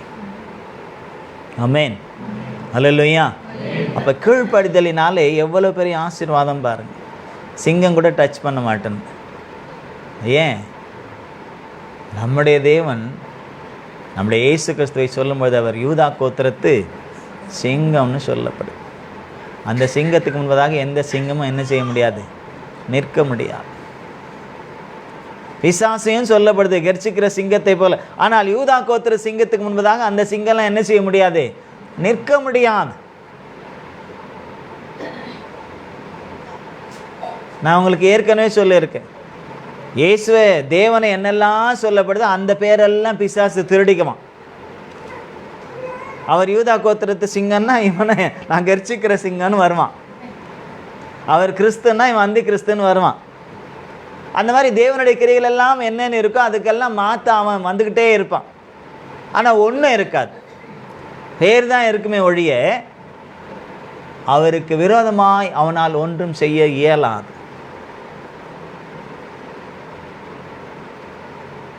அவன் செபத்திலே உறுதியாய் இருந்தவன், தன்னை தீட்டுப்படுத்தாமல் உறுதியாய் இருந்தவன், ஆராதிப்பதிலே உறுதியாய் இருந்தவன், தேவனுடைய கற்பனைகளையும் கட்டளைகளையும் கை கொள்வதிலே உறுதியாய் அதற்கு தான் கீழ்ப்படிந்தான். சட்ட திட்டங்களுக்கு அவன் கீழ்ப்படியவில்லை. அதுக்குன்னு அது தவறா அப்படின்னு பார்த்தா கர்த்தருக்கு உலகத்தின் முன்பு தான் அது தவறுன்னு சொல்லுவாங்க.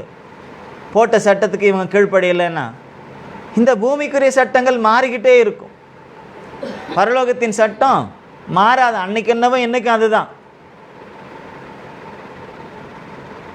அன்னைக்கு என்னவோ இன்னைக்கு அதுதான். அப்போ அவருடைய சட்ட திட்டங்களை கை கொள்வதிலே மிகுந்த கீழ்ப்படிதல் தானியேலுக்கு இருந்ததை போல நமக்கும் வேண்டும். இப்படிப்பட்ட கீழ்ப்படிதல் உள்ள தானியேலுக்கு தான் அன்றைய சூழ்நிலையிலே நடந்த சில காரியங்களை குறித்த தரிசனங்களும் வெளிப்பாடுகளும் அதனுடைய அர்த்தங்களும் தேவன் விளக்கி கொடுத்தார். ராஜாவுக்கே தெரியும், ராஜா தான். ஆனால் ராஜா ஒரு சொப்பனம் கண்டு அந்த சொப்பனத்துக்கு அர்த்தம் தெரியல. இந்த நேபுகாத் நேச்சார் பெரிய ராஜா, நிறைய நாடுகளை வென்ற ராஜா, ஒரு சொப்பனம் கண்டு அந்த சொப்பனத்தால் பயப்படுறார், அர்த்தம் தெரியலை. அதே அந்த தேசத்தில் பாபிலோன் தேசத்தில் உள்ள எல்லா குறி சொல்கிறவங்க, இன்னும் ஞானிகள், இன்னும் நிறைய பேர் இருக்காங்கல்ல, எல்லா மந்திரவாதிகள் எல்லாரையும் கூப்பிடுறார். கூப்பிட்டு நான் ஒரு சொப்பனம் கண்டேன், அந்த சொப்பனத்துக்கு அர்த்தம் சொல்லுங்க. இப்போ நான் ஒரு சொப்பனம் கண்டேன் நீங்கள் சொல்லுங்கன்னு சொன்னால் நீங்கள் என்ன சொல்லுவீங்க? சொப்பனத்தை சொல்லுங்கன்னு சொல்லுவீங்களா மாட்டிங்களா? சொப்பனம்னா புரியுதா? கனவு. கனவை சொல்லுங்கள் பாஸ்டர்னு சொல்லுவீங்களா மாட்டீங்க? நான் சொல்கிறேன், நான் கனவை சொல்ல மாட்டேன், கனவையும் நீங்கள் சொல்லி அர்த்தத்தையும் சொல்லுங்கன்னு சொன்னால் நீங்கள் என்ன சொல்லுவீங்க? பைத்தியம் போல் இருக்குது பாஸ்டர்னு சொல்லுவீங்களா மாட்டிங்களா? அப்படி தான் ராஜா என்ன சொல்கிறாரு, நான் சொப்பனத்தை சொல்ல மாட்டேன், ஏன்னா அதை திருச்சி எப்படி வேணாலும் சொல்லலாம். அதனால் உண்மையாக நீங்கள் சொப்பனத்துக்கு அர்த்தம் சொல்கிறவங்களான்னா நான் கண்ட சொப்பனத்தையும் சொல்லணும், அதற்குரிய அர்த்தத்தையும் சொல்லணும். எல்லாரும் கை வரிச்சிடுறாங்க. ராஜாவுக்கு கோபம் வருது, எல்லாரையும் கொல்லுங்கன்னிடுறார். யார? ஜோசியக்காரங்களை எல்லாரையும், மந்திரவாதிங்க எல்லாரையும். எங்களுக்கு இது தெரியும், அது தெரியும், இதை தெரியும்லாம் பீத்துறாங்கல்ல, எல்லாரையும் கொல்லுங்கன்றார். ஒருத்தருக்குமே தெரியல, எல்லாம் பயப்படுறாங்க. அப்போ தானியேலையும் கூட அவன் ஞானத்தில் சிறந்தவனாக இருந்ததுனால ஞானிகளையும் கொல்ல சொல்கிறாங்க. அதனால் தானியேலை கூட கொல்றதுக்கு தான் வகை தேடுறாங்க. இப்போ தானியேல் தான் கேட்குறாரு, என்ன விஷயம்னா இப்படி எப்படி, இப்போ கொஞ்சம் டைம் கொடுங்கன்னு ராஜா கிட்ட கேட்குறாரு. ராஜா கிட்ட போயிட்டு கொஞ்சம் டைம் கேட்குறார். ராஜாவும் சரி என்றார். இவர் அந்த டைமை வாங்கிக்கிட்டு போயிட்டு தேவனிடத்தில் என்ன செய்தார்? அவர் ஜெபித்தார். அல்லேலூயா. தேவனிடத்தில் என்ன செய்தார்? ஜெபித்தார்.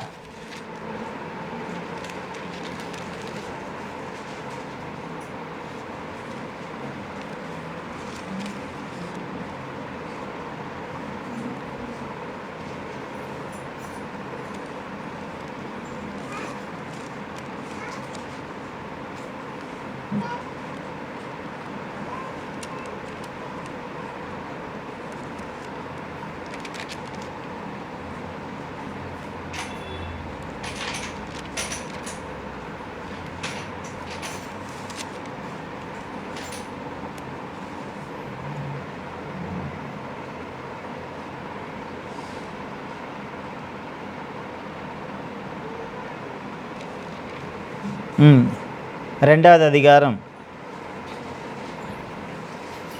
16 வாசிங்க வேகமாக. ரெண்டாவது அதிகாரம் 16 வாசிங்க. தானியேலினா தானியேலா, ஒரு வார்த்தை மாறினா கூட அர்த்தம் மாறிடும்.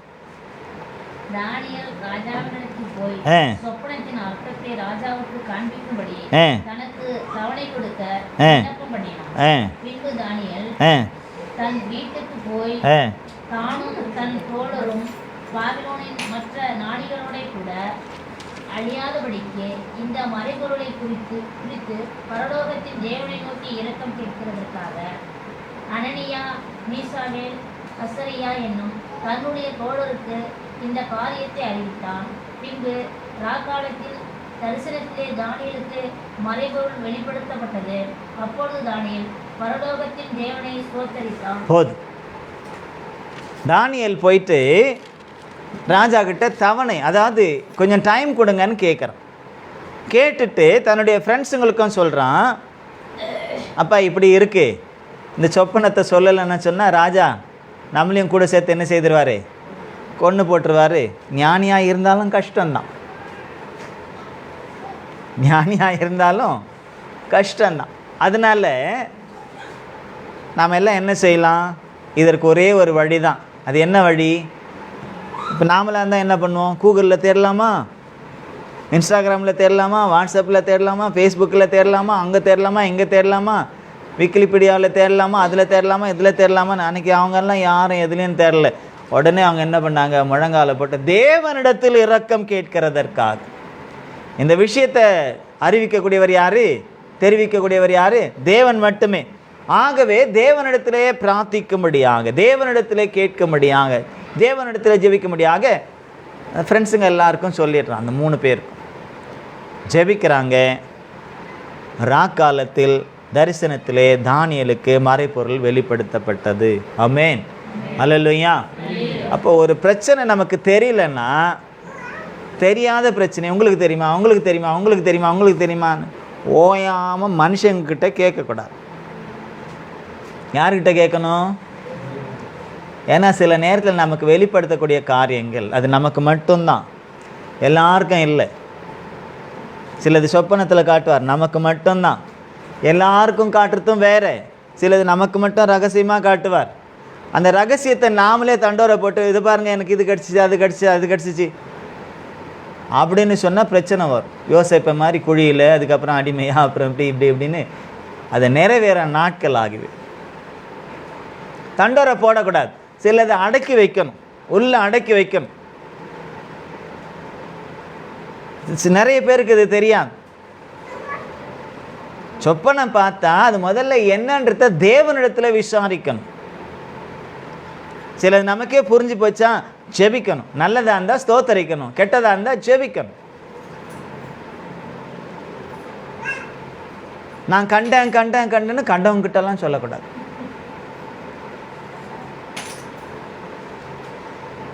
நம்ம வாயை திறந்து சொல்கிறது நல்லதோ கெட்டதோ, அது பிசாசு கேட்டான்னா அது எல்லாத்தையும் தாறுமாறு ஆக்கிடுவான். தவளை தான் வாயில் கட்டுற மாதிரி நம்மளும் சில நேரத்தில் நம்ம வாயாலே கட்டுருவோம். தவளை ஏன் வாயால் கட்டுது? அது சத்தம் போடும். தூரத்தில் இருக்கிற பாம்பு சத்தத்தை கேட்டு வந்துடும். நான் இங்கே தான் இருக்கேன் வான்னு கூப்பிட்ற மாதிரி இருக்கும். அப்போ இவங்க ஜெபிக்கிறாங்க. தேவனிடத்தில் ஜெபிக்கும் போது ராக்காலத்தில் தரிசனத்திலே தானியேலுக்கு மறைப்பொருள் வெளிப்படுகிறது. இப்போ ராஜா கண்ட சொப்பனா தானியேலுக்கு இப்போ அப்படியே வருது. சொப்பனத்தை மாத்திரம் பார்க்கல, அதற்குரியதான காரியங்களையும் தானியேல் அறிந்து கொள்கிறார். தேவன் அதை வெளிப்படுத்துகிறார். அல்லேலூயா. ஏன்னா 21வது வசனத்தில் நம்ம வாசிக்கும் பொழுது, 20-21 வாசிக்கும் போது, பின்பு தானியேல் சொன்னது, தேவனுடைய நாமத்திற்கு என்றென்றைக்கும் உள்ள சதா காலங்களிலும் ஸ்தோத்திரம் உண்டாவதாக. ஞானமும் வல்லமையும் அவருக்கே உரியது. அவர் காலங்களையும் சமயங்களையும் மாற்றுகிறவர். ராஜாக்களை தள்ளி ராஜாக்களை ஏற்படுத்துகிறவர். ஞானிகளுக்கு ஞானத்தையும் அறிவாளிகளுக்கு அறிவையும் கொடுக்கிறவர். அவரே ஆழமும் மறைப்பொருளுமானதை வெளிப்படுத்துகிறவர். இருளில் இருக்கிறதை அவர் அறிவார், வெளிச்சம் அவரிடத்திலே தங்கும். என் பிதாக்களின் தேவனே, நீர் எனக்கு ஞானமும் வல்லமையும் கொடுத்து நாங்கள் உம்மிடத்தில் வேண்டிக் கொண்டதை இப்போது எங்களுக்கு அறிவித்து ராஜாவின் காரியத்தை எங்களுக்கு தெரிவித்தபடியினாலே உம்மை துதித்து புகழ்கிறேன் என்றான். அல்லேலூயா.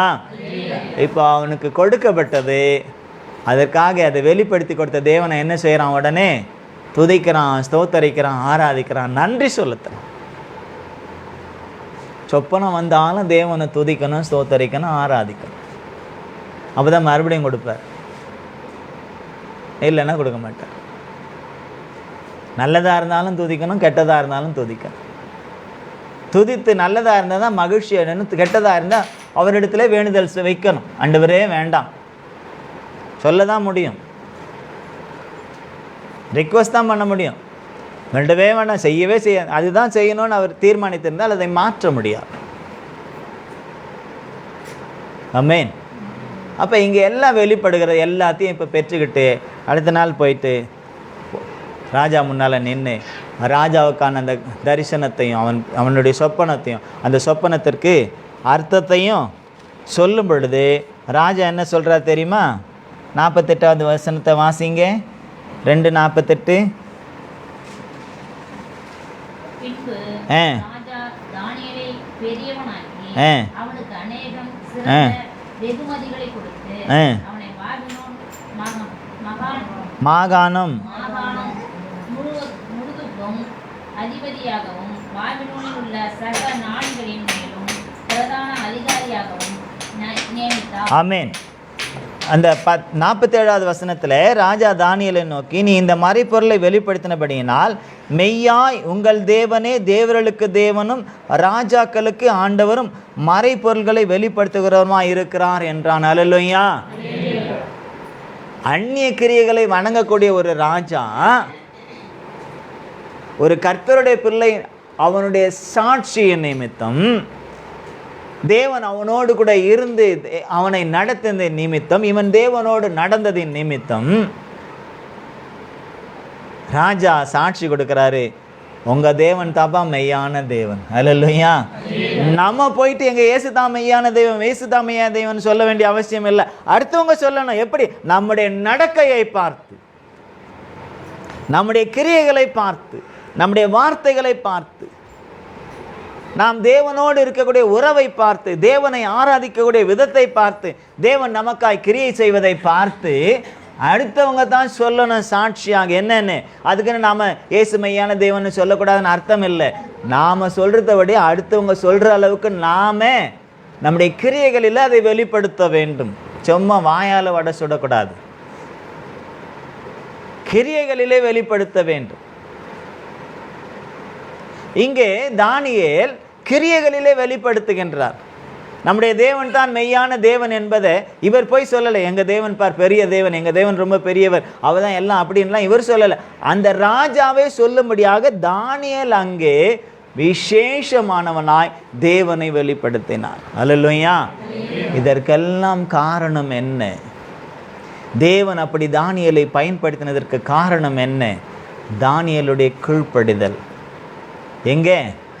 அடிமையாய் சிறையாய் கொண்டு போகப்பட்ட ராஜ்யத்தில் அந்த ராஜாவுக்கு முன்பதாக இப்போ அந்த ராஜாவே இப்போ சிறை கைதியை உயர்த்துற மாதிரி, ராஜாவே அந்த அடிமையை உயர்த்துற மாதிரி, ராஜாவே அந்த அடிமையை புகழற மாதிரி, ராஜ்யத்திலே அவனுக்கு ஒரு பங்கை கொடுக்குற மாதிரி கர்த்தர் மாற்றினார் என்றால் அதற்கு காரணம் என்ன? எங்கே இருந்தாலும் கர்த்தருடைய பிள்ளைகளாகவே சாட்சியாய் வாழ்ந்தது. கர்த்தருக்கு மாத்திரம் கீழ்ப்படிந்து சட்டதிட்டங்களையும் மற்ற எல்லா காரியங்களையும் புறக்கணித்தது. தீர்மானம் கர்த்தருக்குள்ளே எடுத்த அந்த தீர்மானத்திலே உறுதியாய் நின்றது. அது மாத்திரமல்ல, இன்னும் தானியேலை குறித்து நாம் பார்க்க முடியும். அதற்கு பிற்பாடு உள்ள அதிகாரங்கள் எல்லாம் வாசித்தா சிலது நமக்கு புரியவே புரியாது. ஆனால் இனிமேல் சம்பவிக்க வேண்டிய காரியங்கள் கூட தானியேலுக்கு வெளிப்படுத்தப்பட்டிருக்கிறது. இன்னும் அது நிறைவேற வேண்டிய காரியங்கள் இருக்குது. தானியேலின் புஸ்தகத்தில் இருக்கிறது இன்னும் இந்த பூமியிலே நிறைவேற வேண்டியது இருக்குது. ஆனால் கடைசியில் தானியேலுக்கு என்ன தெரியுமா சொல்லப்பட்டிருக்கிறது?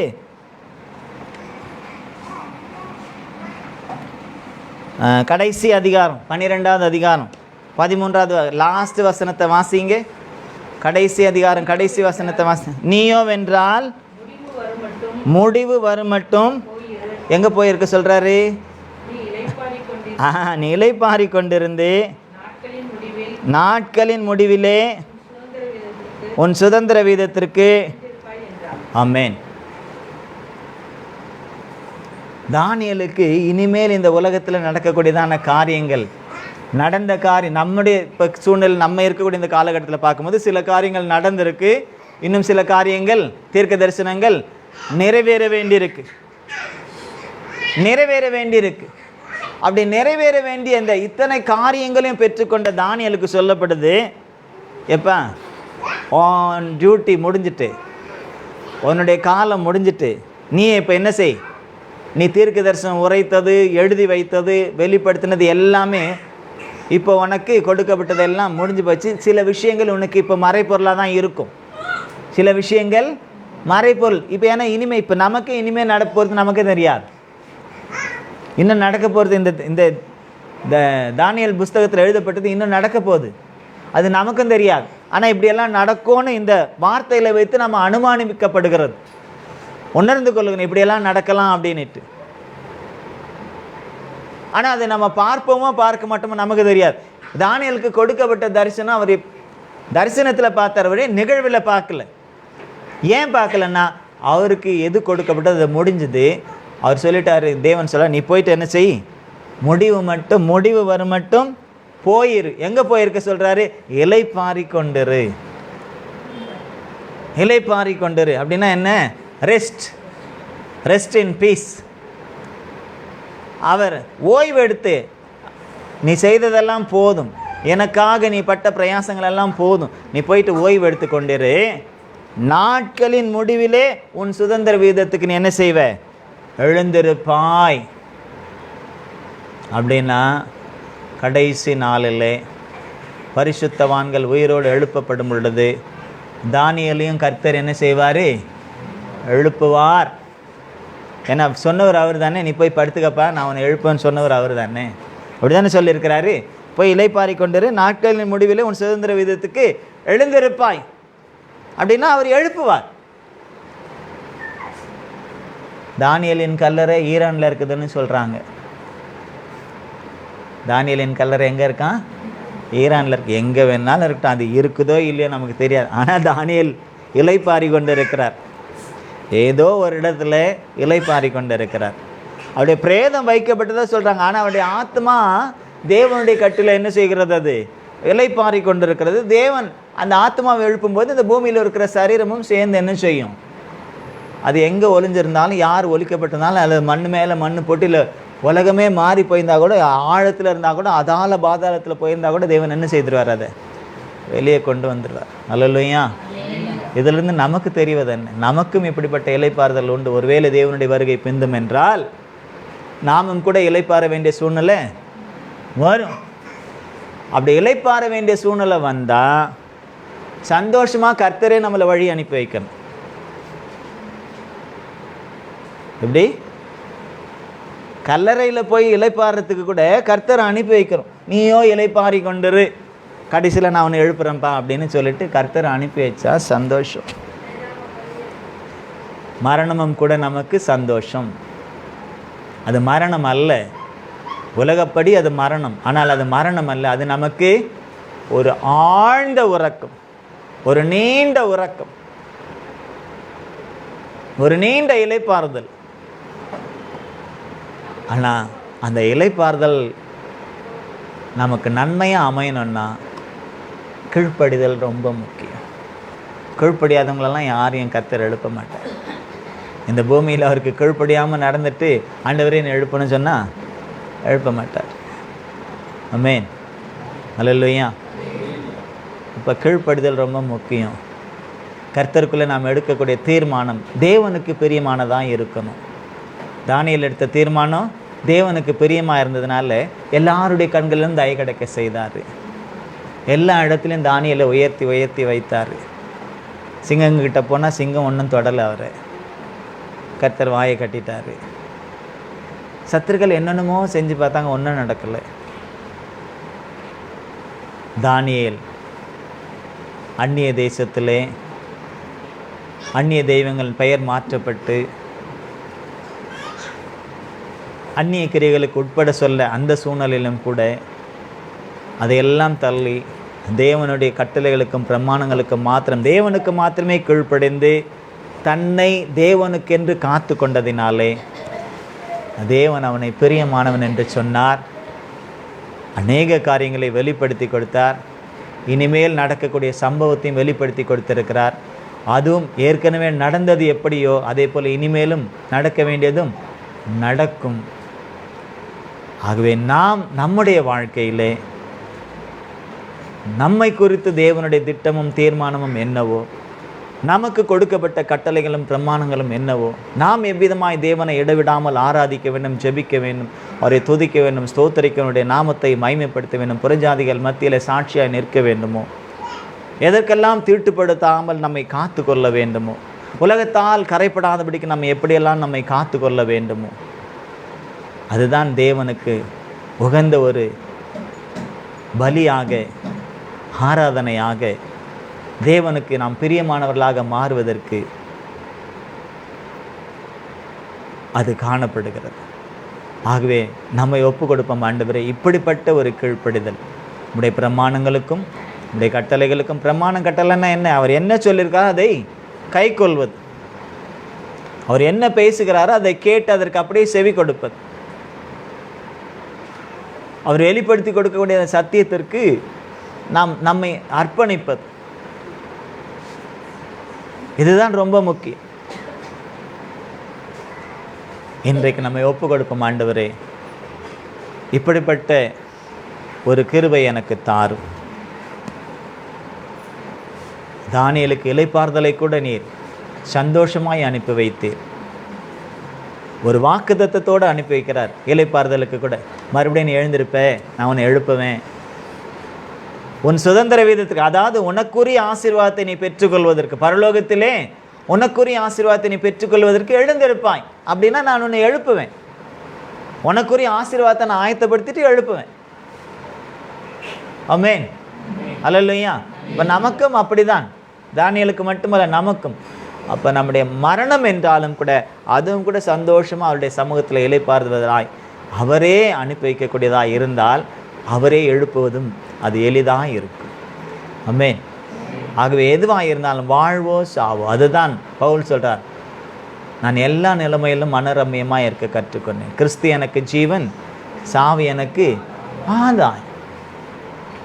சாவு என்ற அந்த இளைப்பாறுதல் கூட எனக்கு ஆதாயம்தான். அவர் அனுப்பினால் அவர் எழுப்புவார். இயேசு தன்னுடைய ஜீவனை பிதாவினிடத்தில் ஒப்பு கொடுத்தார், ஆவியை ஒப்பு கொடுத்தார். மறுபடியும் அதை கொடுக்கலையா? அவர் 3ஆவது நாளே கொடுத்துட்டார்ல.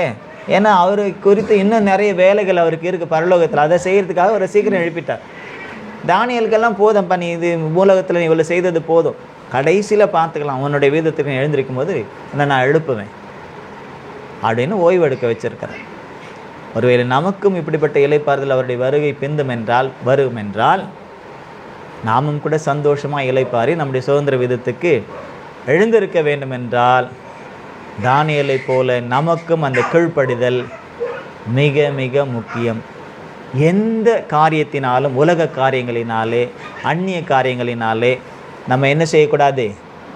தீட்டுப்படுத்தக்கூடாது. தீட்டுப்படுத்துறதுனா என்ன? நம்மளை அசுத்தப்படுத்தி கொள்வது. தேவனுக்கு பிரியமில்லாதெல்லாம் செய்தால் அதெல்லாம் தீட்டு தான், அசுத்தம்தான். விக்கிரக ஆராதனை அவருக்கு பிடிக்காதுன்னா அந்த விக்கிரக ஆராதனை பக்கமே போகக்கூடாது. அதை செய்கிறவங்க பக்கத்துலேயும் கூட நம்ம, அதாவது ஐயோ பரவாயில்ல நம்ம சொந்தக்காரதான்னு போயிட்டு கூட நிற்கக்கூடாது, விலகிடணும். இது தேவனுக்கு பிரியமில்லாதது. எனக்கு பிரியமா இல்லை அது இல்லை முக்கியம். தேவன், நான் அவருடைய பிள்ளை, நான் அவருக்கு சொந்தமானவன், அவருக்கு சொந்தமானவள், அவருக்கு இது பிரியமில்லை. நமக்கெல்லாம் அப்படி ஒன்றும் விலங்கு போட்டு அடிமையாக வச்சிடல. தானியலுக்கு விலங்கு போட்டு அடிமையாக வச்சிருந்த போதே அவர் தன்னை காத்து கொண்டார், தீர்மானம் எடுத்துக்கொண்டு. நமக்கெல்லாம் அப்படி இல்லை, தேவன் விடுதலையை கொடுத்துருக்கிறார். அல்லேலூயா. ஆனாலும் நம்மளுக்கு கஷ்டம், ஆனாலும் நமக்கு கஷ்டம். அது அப்படி இருக்கக்கூடாது. தேவனுக்கு இஷ்டமானவங்களாக இருக்கணும். மனுஷங்களை பார்த்து நம்ம கஷ்டப்படக்கூடாது. ஆமென். எந்த மனுஷனுக்காகவும் தேவனுடைய காரியத்தை நம்ம என்ன செய்யக்கூடாது? விட்டு கொடுக்கவே கூடாது. ஆகவே நம்மளை ஒப்பு கொடுத்து நம்ம ஜெபிக்கலாம். ஆண்டவர் இப்படிப்பட்ட கிருபையை எனக்கு தார். தானியேலை போல நாங்களும் எல்லா சூழ்நிலையிலும், எல்லா இடத்திலும், எப்படிப்பட்ட சூழ்நிலையாக இருந்தாலும், எப்படிப்பட்ட இடமாக இருந்தாலும், அந்நிய கிரியைகளிலே சிக்கிக்கொள்ளாதபடிக்கு, அந்நிய கிரியைகளிலே நாங்கள் பங்கு பெறாதபடிக்கு, உமக்கு பிரியமில்லாத, உமக்கு விருப்பமில்லாத எந்த காரியத்தை நாங்கள் செய்யாதபடிக்கு எங்களை காத்து கொண்டு உம்முடைய ராஜ்யத்திற்குள்ளே கடந்து வர, இந்த பூமியில் இருக்கும் வரையில் உமக்கு பிரியமானவர்களாக நாங்கள் ஜீவித்து பிரியமானவன் என்ற பெயர் எடுக்க, இடைவிடாமல் உம்மை சேவிக்க, ஆராதிக்க, செபிக்க, துதிக்க, ஸ்தோத்தரிக்க, சாட்சியாக நிற்க கிருபை தாரும் என்று சொல்லி எல்லாரும் செபிக்கலாம். எல்லாரும் ஒப்பு கொடுத்து நம்ம செபிக்கலாம். ஹல்லேலூயா. உம்மை நாங்கள் துதிக்கிறோம் ஆண்டவரே, உம்மை நாங்கள் ஸ்தோத்தரிக்கிறோம், உமக்கு நாங்கள் நன்றி செலுத்துகிறோம். இந்த நாளின் வேத பாடத்திலும் கூட தானியேலை குறித்து நீர் வெளிப்படுத்தி கொடுத்த அப்பா நன்மையான காரியங்களுக்காக நன்றி செலுத்துகிறோம்.